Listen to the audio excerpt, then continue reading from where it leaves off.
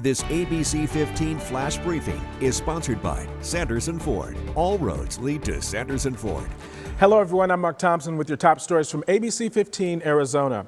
Happening today, we are marking the somber anniversary at Tempe Beach Park. Thousands of American flags are on display as part of the Healing Field. Every year, the community dedicates hundreds of hours to this event.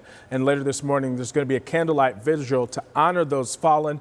And tomorrow, volunteers are going to be needed to remove the flags of the fallen. Now here in the Valley, on the day before the anniversary of 9/11, hundreds of first responders and military members and their supporters climbing more than 2,000 steps to honor those first responders who lost their lives that day. This was all part of the 7th annual 9/11 Tower Challenge Saturday, which raised funds for the 100 Club of Arizona, which supports first responders in our state. Now to your voice, your vote, and the chances of a gubernatorial debate. They could be fading. The Arizona Clean Elections Commission turned down Democrat Katie Hobbs' request for separate interviews instead of a traditional debate. The commission did vote to give them one more week to figure things out.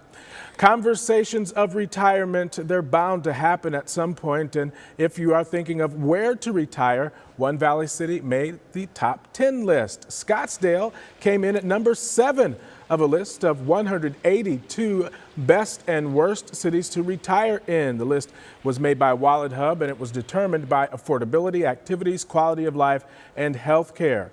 Now, taking the top spot for retirement is Charleston, South Carolina, followed by Orlando, Florida, then Cincinnati, Ohio. The worst city, Bridgeport, Connecticut. A 36-year-old East Valley Fire Station is getting a $5.8 million facelift to keep up with the area's population growth. Chandler Fire Station number 2 near Alma School Road, just south of Warner, will remain functional during this phased reconstruction, which is expected to be completed in the fall of next year. That station opened in 1986. It served more than 50,000 residents and received more emergency calls than any other station in Chandler.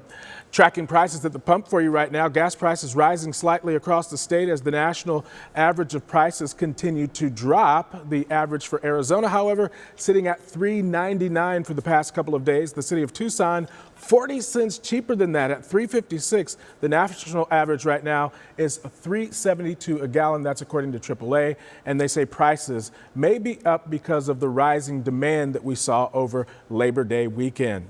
Well, the economy is in a really strange place right now. The pandemic is still a factor, but the job market, it's red hot. The Federal Reserve is trying to cut down on inflation, and they're raising the interest rates to do it. So what are the odds that Arizona is going to fall into a recession? A U of Arizona economist says, well, it's about 50-50.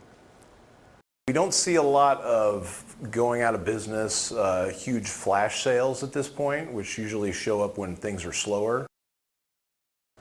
And with bosses desperate for help, workers, they've got a lot of leverage right now to pull in good wages, but experts say inflation is eating up those fatter paychecks. We have, the highest rates of inflation that we've seen in 40 years. So even though wages are rising rapidly, they're not keeping up with inflation. And housing prices, they are dropping in Phoenix. They're still high, though, but financially low enough to attract buyers from more expensive states like California. UPS is out with its hiring plans for the holidays. It's hoping to bring in an extra 100,000 workers. That's similar to the number of people that it hired for the holidays in 2020 and in 2021. Most seasonal jobs don't require an interview, just filling out an application online. Very latest headlines, weather, and traffic. Head to ABC15.com or download the free ABC15 mobile app. Have a fantastic day.